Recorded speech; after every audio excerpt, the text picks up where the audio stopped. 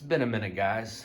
And for whatever reason, whenever I don't upload content, I somehow get subs. Makes no sense. We still haven't hit 1K yet. I honestly don't care. I don't do this for any of that. But it would be nice.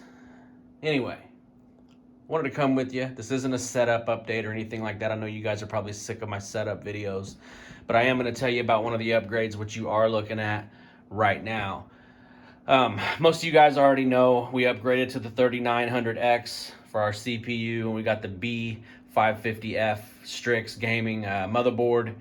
Definitely needed a new motherboard. I was still rocking the 350.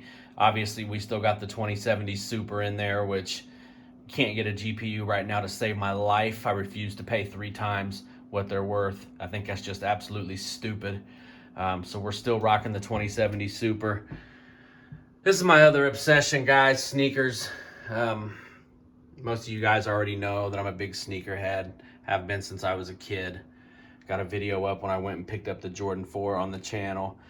Just donated probably 8 or 10 pair to charity several months ago, right around when the pandemic first started, because they were dry rotting, falling apart. Some of these kicks were 13, 14 years old, even older.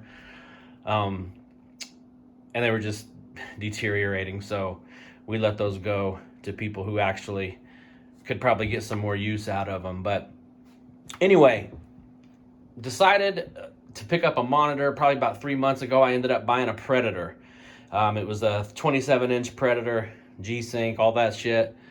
And it wasn't I didn't notice anything better. Actually, my BenQ that I also have looked so much better that I sent the Predator back. Waited a little while, did some research, came across some stellar reviews. You can check this monitor actually out on ratings.com. Anybody who is in the market for this particular ultra-wide, it was selling out like crazy. I believe it debuted at $400. For some reason, it's $440 now. But it's back in stock of Best Buy. That's where I ordered this from. It's the Gigabyte G34WQC. It's a 3440 by 1440, 21 by 9, 1500R curve HDR, which it's only HDR 400. I don't even turn the HDR on. There's no local dimming. So you're not really going to get that pop. I believe ratings gave it a 7.8 for HDR gaming, but coming from a good HDR TV and not having local dimming, I just leave it off. So it does have a wide color gamut, so you do get that benefit, 144 hertz. And let me just tell you guys, ultra wide is an absolute game changer. It is an absolute game changer. This has FreeSync Premium, and it is also G-Sync compatible, and I've tested it on several games. I saw some reports on the internet that there was some flickering with G-Sync enabled. I haven't had that issue, but I also seen that those problems were prevalent when people did have HDR enabled. So I haven't had it enabled other than to test, and I didn't like the color whenever I did have it enabled. So I've had zero issue. I'm almost done with Mafia 3, which, yes, I went back to that game after about 100 restarts, and G-Sync runs absolutely flawless. I've been playing a lot of Insurgency Sandstorm. Again, those maps are all very, they're not the most optimized maps, and G-Sync runs absolutely amazing on the monitor. You don't feel any frame drops, just butter smooth gameplay. But as far as the setup, everything else is still normal. I did pick up this Gears of War, and it's going to be dark because you guys know we keep the gaming cave extremely dark. But I had my eyes on this. I had my eyes on this Gears 5 Jack Drone Collector's Edition for so long, but that price right there, it kept me from taking the dive on it. I wasn't about to spend $200 on it. So the GameStop here in my town, they had it for a long, long time. I mean, I'm talking, they probably had this in there since the game dropped. Nobody was buying it. It comes with jack, the drone, remote control. Obviously, I haven't tried it. I haven't even taken it out, and then all this shit here. But I just went in there not too long ago, and the dude in there, I'm pretty cool with him. tell you about another issue here in a second that we had. But I said, is that still $200? And he says, actually, no, it's not. He said, I don't know how much it is. Let me scan it. Comes back, it was $90. And I said, 90. And he said, I'll tell you what, if you want it, I'll take another 10% off. So I said, okay, I'll take it. For that, I mean, you can't beat it for that price. So I grabbed it. So we added that to the collection. Obviously, you guys know about the headset that we just added. These right here take a big shit all over these. The Pulse. Absolute shit on them. I use these on my Series X. I use them on my PC with Dolby Atmos. I don't get these people saying that they don't hear Dolby Atmos in a headset. To me, Dolby Atmos sounds absolutely amazing on a headset. So it's probably your headset. Get a good headset. Get a better headset if you have a good one. And I promise you, you're going to notice. But I'm thinking about getting rid of the Pulse and picking up the set of these because these aren't compatible with the PS5.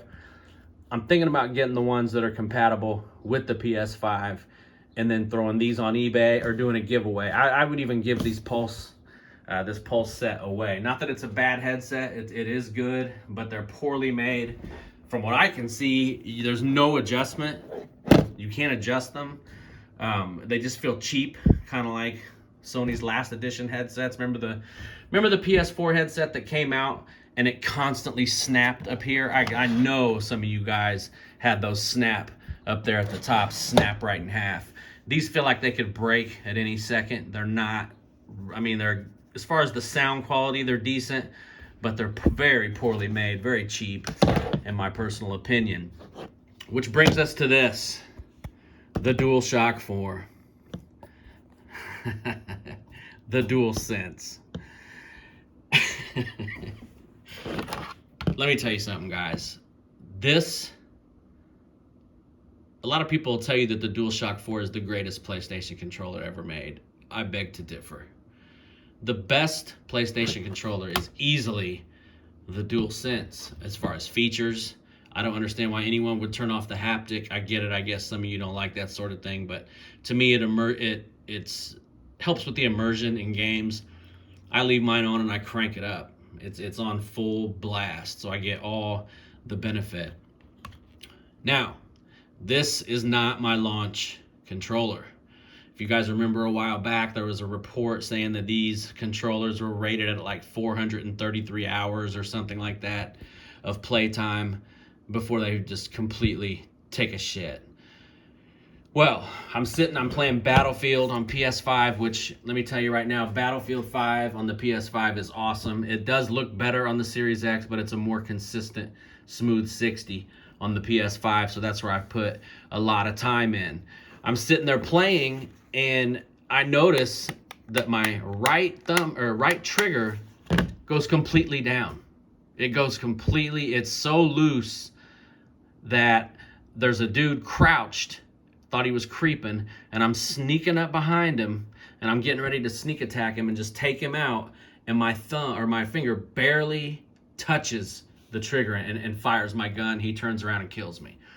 So I thought, something's wrong here. I fire up Borderlands 3 with the next gen patch because it's got all of the DualShock features, and it was completely dead.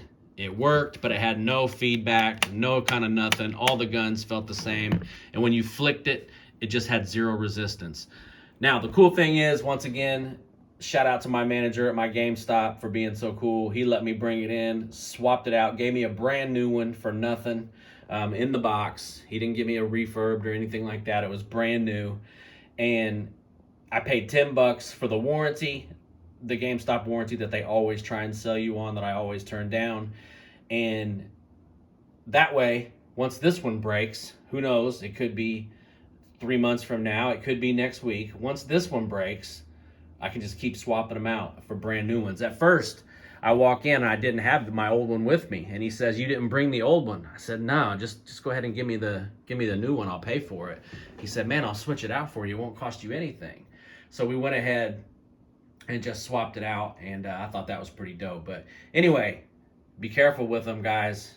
I mean, I was talking to him. He said that he had 2 go bad, and ever since then, he has been playing a little bit differently with them, as far as like trying not to, what he said, Hulk smash the triggers when he was playing games. And he said he hasn't had any issues since. So anyway, the DualShock, I don't think is the best controller. I feel like the DualSense is, but I feel like the DualShock is definitely the more durable of the controllers. But yeah, ultra wide gaming, guys. If you have not tried it, I know a lot of my people out there, a lot of you guys that follow the channel, used to follow me on Twitter. I caught a lifetime ban on Twitter, which, as you guys know, I don't really care about social media anyway, so it doesn't really bother me. I could create another account with a VPN, but why? I'm not gonna go through all that trouble just to be on social media. And I found myself, the reason I got banned was someone had posted some really stupid shit, and you guys all know this, I have zero tolerance for stupidity, and I told him what I thought about it in probably not the nicest way. And I had already done like 2 week bids on Twitter, 2 week-long bids, and I think I even caught a 30-day bid, and they just said enough's enough.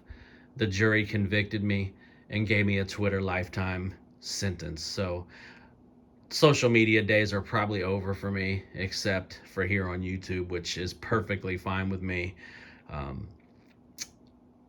To me, social media should just be banned altogether, to be completely honest. But anyway, I wanted to reach out. I've been watching a few podcasts here lately, watching the usual content. I watch a lot of Bithead 1000. He's awesome. If you guys love retro gaming, Dean, if you see this video, Bithead is a guy that you would absolutely love. He does a lot of the retro stuff. He does some really cool, like, hand-painted jackets. He got one where he does like an Iron Maiden hand-painted jacket. He does a lot of retro game hand-painted jackets. Like he has a Castlevania one that I would actually buy. If he would sell these jackets, I would definitely hit him up and try to buy them. He does custom consoles and gives them away, makes these clear custom consoles. Super dope. Other than that, guys, I mean, there's not really a whole lot going on right now. I went back to Mafia 3. I wanted to beat it because I beat all the other ones. And let me tell you guys something about Mafia 3. If you guys are like me and you started that game numerous times and couldn't get into it, once you get past the first, I want to say 10 or 12 hours of the game, the story really opens up. Now, the repetition of breaking down these rackets and assigning them to different people, all that, yes, it does get extremely repetitive, but the shooting and the gunplay makes it satisfying. It makes it satisfying when you creep in, you take down these bosses, you get to determine whether you're going to kill them or assign them to a racket, and it makes it worth it. And the story writing, the storytelling of this game is absolutely awesome. I just wish they could have gave us a little more gameplay variety when it comes to the actual game itself. So I'm looking forward to seeing what they can do with Mafia 5. It's definitely not a horrible game, definitely not the best in the series, but it's definitely also not a horrible game. So I recommend, if you guys have checked it out and you thought, this is pretty good, but ended up walking away from it like I did at least a dozen times, go back and check it out and just grind through that first section. Once you get past that first section and the map starts opening up, the story starts really taking off. So this has been Gotti's Corner. There's really not much else to talk about, guys. I want to leave with a positive message on pretty much all these episodes. They're doing about as good as I thought they were, which is not very good, but hey, that's okay. I'm not here to become a YouTube superstar. I'm just here to keep it real, be 100 with you guys, bring you guys content as much as I can. School is still bogging me down. We're hitting the second 8 weeks of the spring semester, so we're almost done there. Then we'll be hitting summer. Summer will be a little more of a grind. I think I'm going to take 3 classes instead of just 2, and we're going to push towards this health informatics degree and get this done, get this knocked out. But I want to say that no matter what, I had my cousin, he called me yesterday, and I hadn't heard from him in probably a year. So when he called, I thought, I'm not going to answer this because, guys, let me just tell you, I have this mechanism built in that I don't care if it's so-called family, friends, or who it is. I have this mechanism built in that I can just easily write people off. It's not hard for me to do.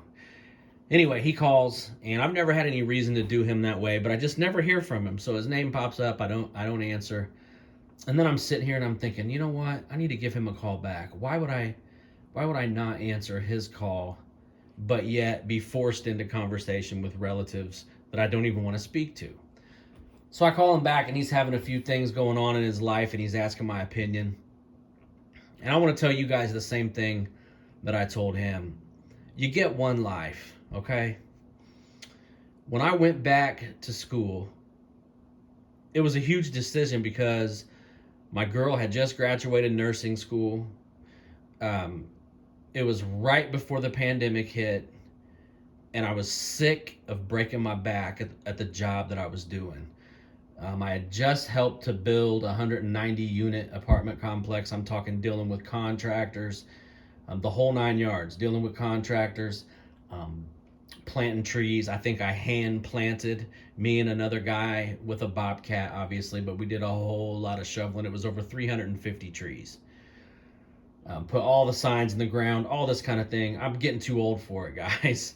And I thought, I got to do something different. What can I do? And that's when I came back to this. Computers. I remember 20 plus years ago, my grandmother telling me, Gotti, obviously that's not what she said, but you need to get into computers. She said, you're too smart to be doing a back-breaking job your whole life, because that was the path I was headed down. To say that I was a wild youth would be an understatement.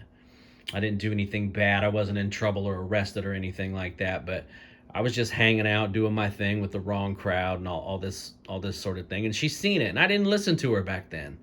I thought, whatever.